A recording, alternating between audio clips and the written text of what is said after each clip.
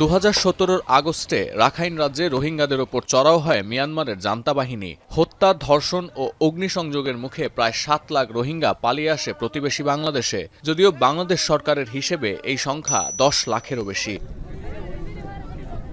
এই নৃশংসতাকে গণহত্যা আখ্যা দিয়ে 2019 সালে জাতিসংঘের আন্তর্জাতিক বিচার আদালত আইসিজেতে মামলা করে আফ্রিকার মুসলিম সংখ্যাগরিষ্ঠ দেশ গাম্বিয়া। 2023 নভেম্বরে একটি যৌথ ঘোষণাপত্রের মাধ্যমে এই মামলায় আনুষ্ঠানিকভাবে গাম্বিয়ার পক্ষে দাঁড়ায় কানাডা, যুক্তরাজ্য, ডেনমার্ক, জার্মানি, ফ্রান্স ও নেদারল্যান্ডস। কূটনৈতিক, আইনি ও কারিগরি সহায়তার মাধ্যমে এই মামলায় সক্রিয় সমর্থন দিয়েছে বাংলাদেশ। জবাবদিহিতার প্রশ্নে আন্তর্জাতিক বিচার আদালতের বিচার প্রক্রিয়ায় আস্থা রাখার কথা জানায় অন্তর্বর্তী সরকার।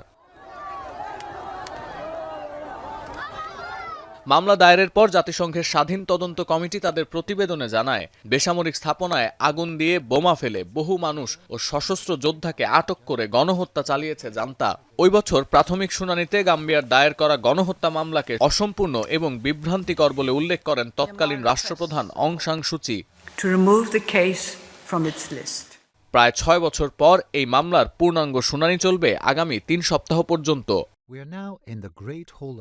মামলার তদন্তকারী দল UN independent investigative mechanism for মিয়ানমারের প্রধান বার্তা সংস্থা রয়টার্সকে এ তথ্য নিশ্চিত করেছেন।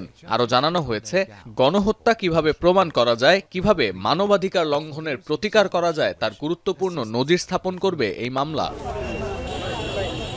রয়টার্স আরও জানিয়েছে, জাতিসংঘের আন্তর্জাতিক বিচার আদালতে এর আগে প্রায় 1 দশক কোনো গণহত্যা মামলার শুনানি হয়নি। মিয়ানমারের বিরুদ্ধে গণহত্যার এই মামলার বিচার গাজায় ইসরায়েলি গণহত্যার মামলাগুলোতেও প্রভাব ফেলতে পারে বলে ধারণা করা হচ্ছে।